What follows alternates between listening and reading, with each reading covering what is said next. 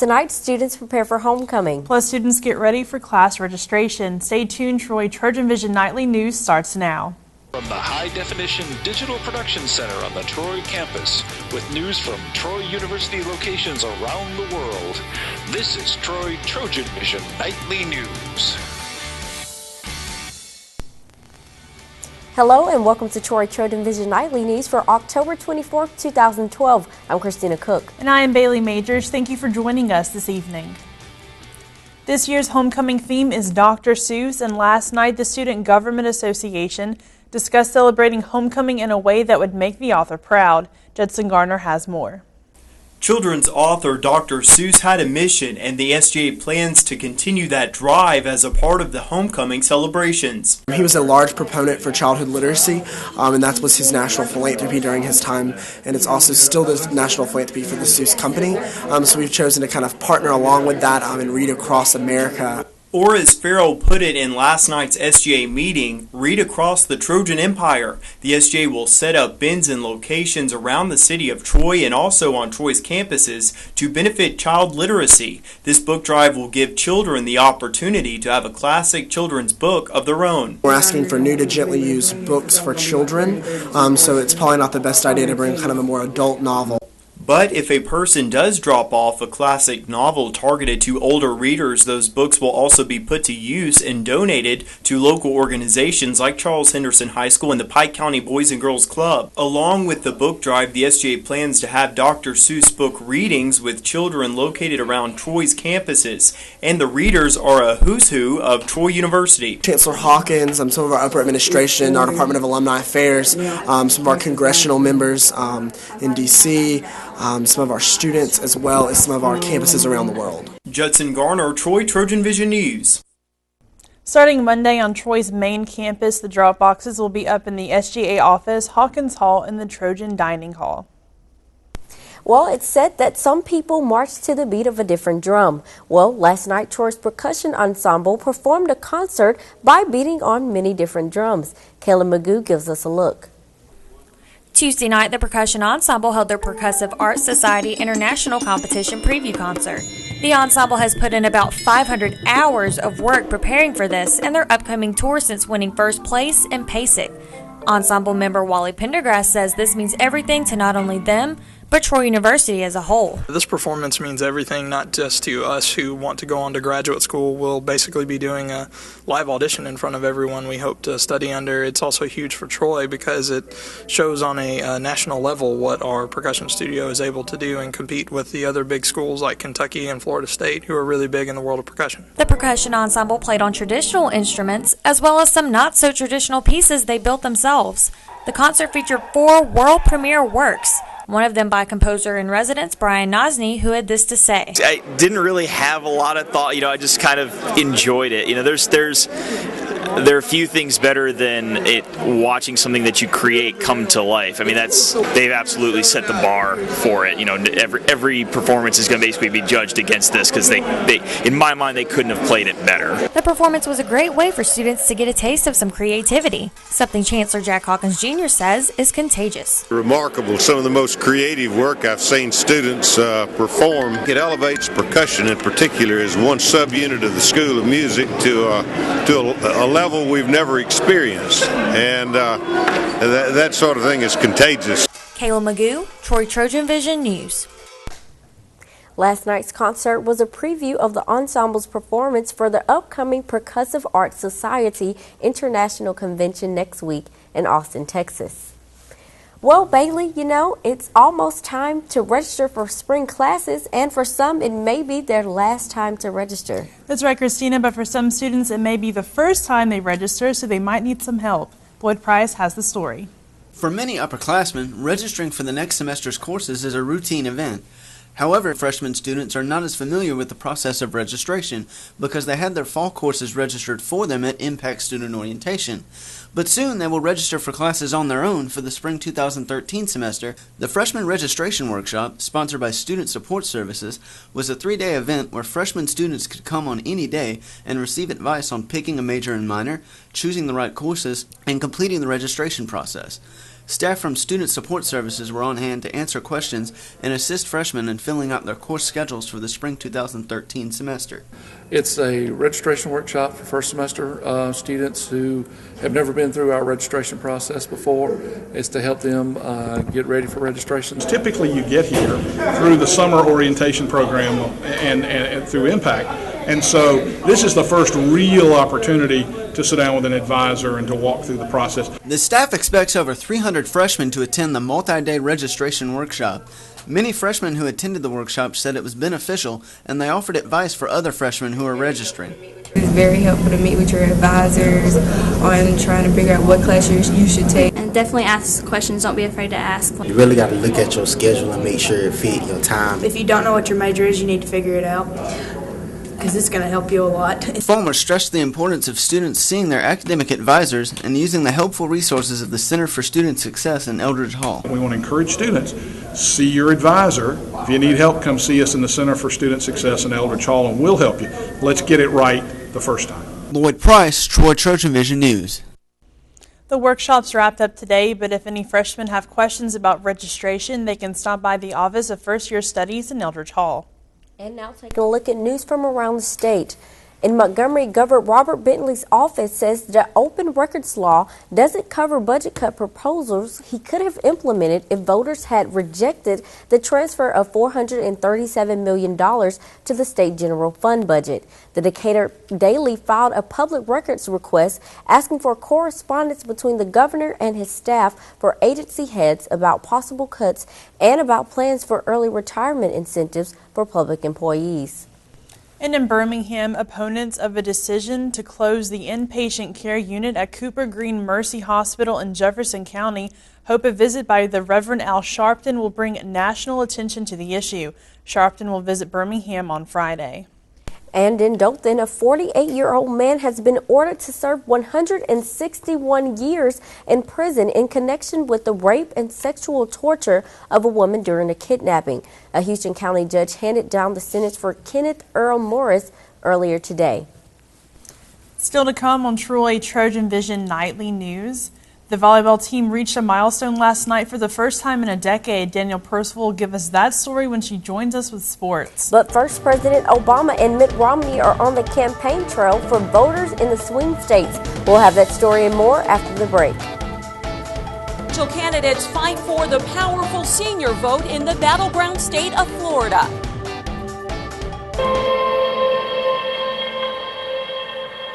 It's not over. Japan still needs our help. This is not yesterday's news. It's happening now. This is Japan now.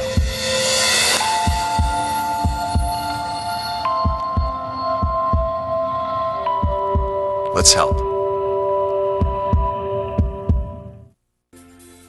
I would tell anybody, if you're getting your master's, I would start with Troy first. It's easy. You can take classes online, you take them on ground. Because being a full-time mom, full-time dad, and working full-time with Troy, it was just perfect. It worked for us. On campus or online, Troy offers you an extraordinary education with the flexibility you need. Troy University. It's all you need to know. We both earned our masters in public administration, and I choose Troy. We choose Troy. That's right. We choose Troy. From the high-definition digital production studios of Troy University, you're watching the award-winning Troy TrojanVision Nightly News. And now for a look at what's happening across the nation and around the world, we'll go to Christina Cook at the Global News Desk. Christina. Thanks, Bailey. Just 13 days until Election Day, and the candidates plan to spend almost every waking hour on the campaign trail. In many states, the campaigns don't want voters to wait until November 6th. They want them to cast their ballots right now. Tara Mergener reports from the White House. President Obama rallied supporters in Iowa, his first stop in a campaign blitz. Campaign marathon extravaganza. We're going to pull an all-nighter. No sleep. The president is covering thousands of miles over the next 2 days with stops in 8 states, including several battleground states.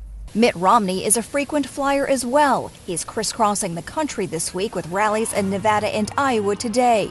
We're going to take back the White House and get this country on the right track, providing for the American people. Polls show the race for the White House is too close to call. And with less than 2 weeks until Election Day, the candidates know every vote counts. The election will likely come down to 9 battleground states, and that's where both campaigns are spending almost all their money and time. Paul Ryan and Joe Biden have been dispatched to the all-important Ohio. Let's vote for the man who got Osama. And both campaigns Go Romney, go Ryan! are relying on star power. There's not much time left. Clint Eastwood is featured in a new ad supporting Romney. We need someone who could turn it around fast. The candidates hope celebrity endorsements will push supporters to the polls right now. Early voting is underway in many battleground states. I want you to go vote. The president is taking his own advice. He plans to vote in Illinois tomorrow. Tara Merchiner for CBS News, the White House. There are less than 2 weeks until Election Day, and President Obama and Mitt Romney are in an all-out race for every vote in the battleground states. In Florida, one key group is watching closely, and there are more than 3 million senior voters who will have a say in who wins the state's 29 electoral votes. Danielle Nottingham has the latest from Palm Beach County, Florida. President Obama and Mitt Romney are battling it out in multiple swing states with 13 days to go. We're going to pull an all-nighter. No sleep. I need you to vote. I need you to get your neighbors to vote. As they crisscross the country, both Governor Romney and the president are planning to spend more time in one of the most hotly contested states, Florida. President Obama won Florida 4 years ago, but recent polls give Romney a slight edge. Almost 1 in every 3 likely voters here in Florida is over the age of 65. As the campaigns fight for the support of South Florida seniors, they're talking Medicare and retirement security.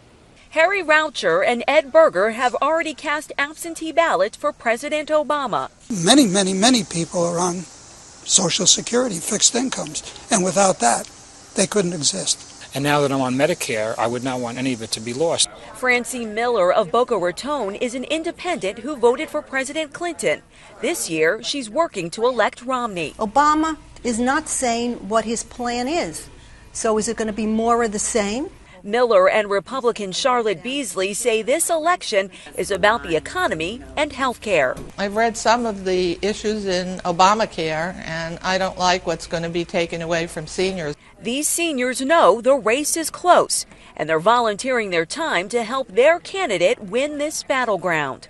Danielle Nottingham, CBS News, Palm Beach County, Florida. A new study of recently revised vitamin D guidelines found millions of Americans may no longer need to take the supplements. That might be confusing for patients who previously required extra vitamin D. Inez Ferre explains in today's Health Watch. Well, we have good news for you. Doctors put 63-year-old Allegra Lubitch on vitamin D supplements after blood tests showed low levels. I am taking it at least for 2 years. Yes. But now a new study shows she does not need to take it anymore. Deficiency of vitamin D is not as prevalent as we thought prior to this study, which is good news. Researchers at Loyola University say under recent recommendations from the Institute of Medicine, nearly 80 million Americans would no longer need additional vitamin D. The 2010 guidelines said people get enough vitamin D if their blood levels are at or above 20 nanograms per milliliter. Older guidelines indicated levels above 30 were necessary. But some doctor groups don't agree with the new guidelines and are still prescribing doses of vitamin D under the old guidelines. Vitamin D is critical for healthy bones, but too much can damage the kidneys and heart. Dr. Albert Levy says a balanced diet and a little sun can help maintain vitamin D levels. The sun will activate the vitamin D. 20 minutes of sun exposure 3 times a week.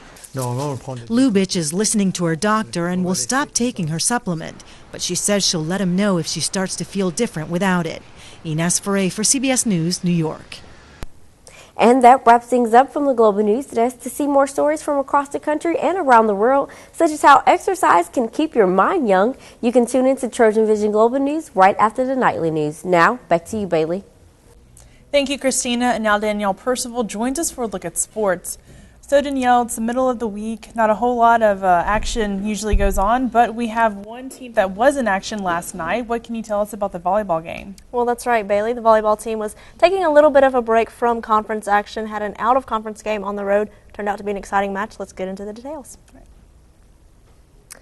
The Troy volleyball team reached a mark they haven't seen in a decade last night. The team recorded their 17th win of the season, the most wins they've had since 2002 when they finished 20-11. But it took 5 sets to defeat Florida A&M on the road last night. Troy won 3-2 at the Lawson Center in Tallahassee. The win was the second over the Rattlers for Troy this season.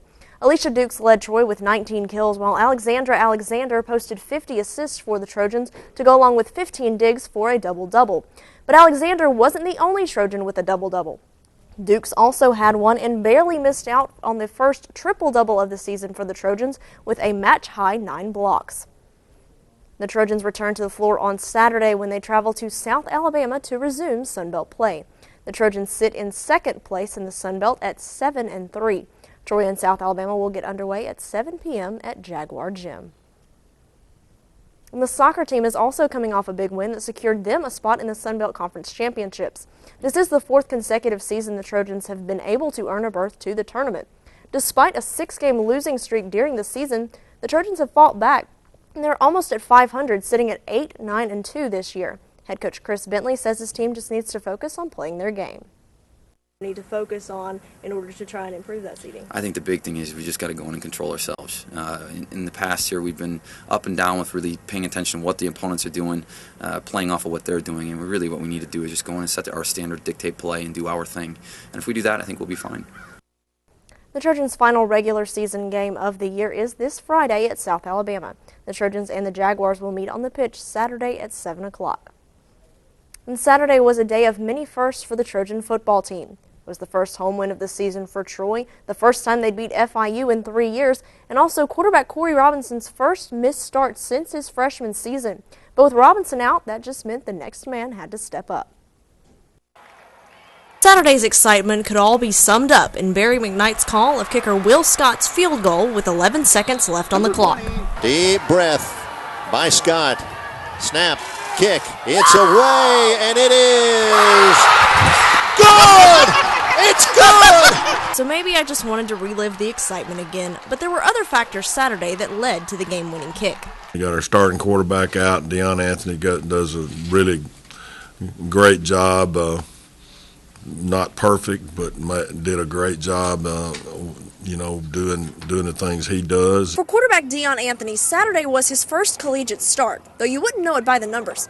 Anthony passed for 245 yards and 3 touchdowns, while also leading the Trojans in rushing with 115 yards on the ground and 2 scores. He's a great athlete.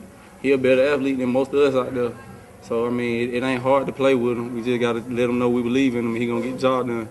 Deion played great, man. We had all the confidence in the world in him. We got a lot of chemistry in his offense. Everybody had faith he's going to come in and do the job done, and he did. But 1 week after getting the job done, Anthony might be forced back into the backup role. From my standpoint, I'm healthy. I'm back this week, so I'll be making the trip to Florida and getting back on track. He's on the trip for sure, and if he's able to go and be full speed, he'll be the starter. But with Anthony having more game experience from his first start, that brings a whole new element to the game plan. I think when he's in, they think more pass and not run. But now that I come in, they usually think just run. But, from this past week game, they'll probably have to game plan different, knowing I could throw and run. Got to be terrible for defenses, to have to, get ready for that each week. I wouldn't want to play against this. Robinson has 31 career starts, and whether or not number 32 comes this weekend, he says it's a normal game week for him. I'm just going to treat it like I have the past couple years, man, and just go out there and, try to do what I do, and me and Deion are going to try to hit him with the two-headed monster and, get a win. Your chance to see the two-headed monster back in action will likely be this weekend against Florida International. So Bailey, Christina, congratulations to the volleyball team picking up that win. They're sitting pretty in the conference right now and heading into a matchup against an in-state rival. The soccer team is also taking on an in-state rival, so those are big games not only in the conference but also for some bragging rights. Yeah, it seems like there's a lot going on in sports, and congratulations to the volleyball team and good luck to them as they play some more games. That's right. Best of luck to them. Yep. Thanks, Danielle. Coming up on TrojanVision Nightly News, we'll learn how a new program on TrojanVision is encouraging students to vote. But first, we've seen cooler days and chilly nights these past few days. Can we expect the fall temperatures to stick around for the rest of the week? Brittany? There's a chance even cooler weather may be coming as we go into the weekend. Stay tuned for your local weather next. I'm a union bus driver, and I'm also a mom. During 17 years with Greyhound, I've covered over 2 million miles. My job is to safely bring families together. I love the open road, but I never forget that a drowsy or careless driver could be right around the next curve. Drunk driving is the deadliest of all. As a mom and as a bus driver, I have a message for you. If you drink, don't drive.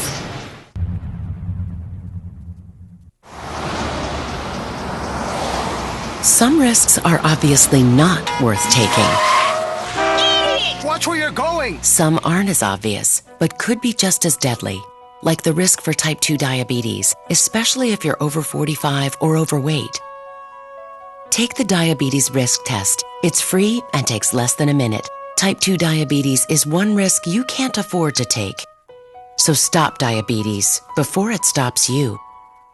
From the high-definition digital production studios of Troy University, you're watching the award-winning TrojanVision Nightly News. Now Brittany Drawdy joins us for a look at weather. So, Brittany, it seems like when I wake up early in the morning, it's so cold, I have to grab me a big jacket. Then as the day progresses, I get hot, I have to take off a couple of those layers. And as the evening comes up, I have to put those layers right back on. What can we expect some type of consistency in the weeks coming up? Right, this week has definitely been consistent as we go through it. Moving into the weekend, we might be looking to have those jackets all day. But right now, we can take a look at how warm and beautiful it's been this afternoon as we look at our campus snapshot. Definitely pretty sunny day, beautiful outside. As we go into current conditions, skies are sunny, temperature 81 degrees, dew point at 56 degrees, humidity at 42%, barometer at 30.05 and steady, and winds coming from the east around 7 miles per hour. Today's stats, high at 81, a low of 56, no rain, sunrise at 6:45 a.m. and a sunset at 6:01 p.m. Around the state, beautiful sunshine, Mobile 84, a little partly cloudy there. But as we go to Huntsville, 82 and sunshine, Birmingham 79 and sunny, Montgomery 82 and sunny, Troy at 81, Phoenix City at 83, and Dothan at 81. Definitely beautiful as we look across the state of Alabama. Current temperatures, we can see 78 Atlanta staying in the 70s and 80s as we look in the southeast. Current temperatures across, we can see the southeast is definitely seeing the orange, the warmer temperatures as we look into the afternoon. Current surface, we see a low front here, not too much going on for us, but as we can look, a little high pressure system to the east of us, not too much as it concerns here in Alabama. Departure from normal, we can see we're about 10 degrees warmer than we should be normally around this time of year. But next 48 hours, rain chance doesn't look like it's going to be affecting us too much to the west and to the south, but not too much as we look at the state of Alabama, which is nice as we go into the weekend. Thursday, rain stays clear. Friday, it tricks us a little bit as it comes towards us and moves right past us as we go into Saturday and Sunday. Beautiful, sunny, no rain hope for us. Cool, clear. No rain, light and variable winds for this evening. East and northeast winds coming 4 miles per hour and a low of 56. Tomorrow, sunny skies, no rain chance. Light winds coming from the east at 8 miles per hour and a high of 85. As we go into the 4-day forecast, we can see sunny skies Thursday warming straight up to 85. Only a low of 59. Friday, sunny skies at 85 degrees, a low of 56. Saturday, we're going to have partly cloudy skies, and it's going to be cooler. We start seeing the weekend 77 degrees, low of 46 for Saturday night. Sunday, sunny, but definitely only seeing a high of 68 for Sunday. So, Christina, going through this week, same consistency. Weekend is going to throw us a curveball. It's going to be cool all day, only looking for a high 68 on Sunday. Okay, well, that's good. I think that that'll help everyone prepare accordingly for the weekend plans. Thank you so much, Thank Brittany. you. Thank you.